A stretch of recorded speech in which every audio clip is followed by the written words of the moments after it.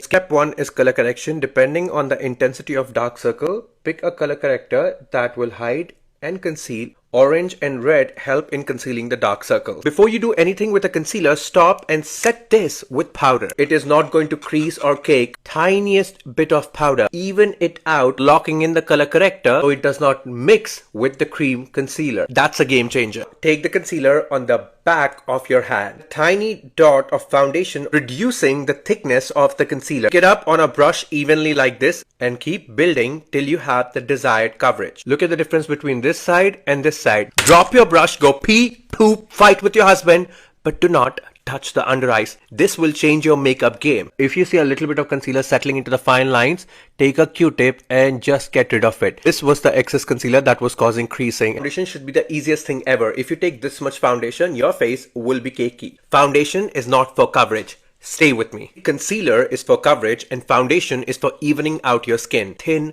layer of coverage. That is my neck and this is my face. Concealer should blend into the blush and the blush into the bronzer. It's a 3-2-1 rule.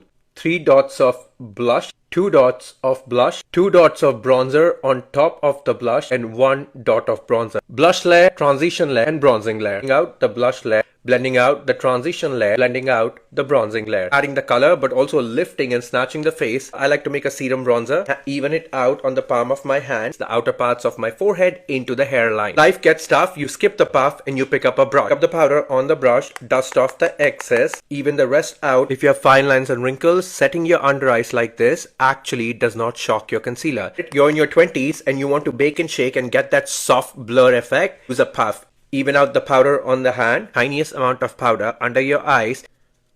Melt the creams and powders into one layer. Next 2 steps are completely optional. Powder blush, pick up a powder bronzer and intensity on the outer parts to set the whole face with a waterproof setting spray. It's blurred, it is smooth, it is even, it is cohesive. The placement makes a huge difference and look at the transition between the blush, bronzer and concealer, giving snatched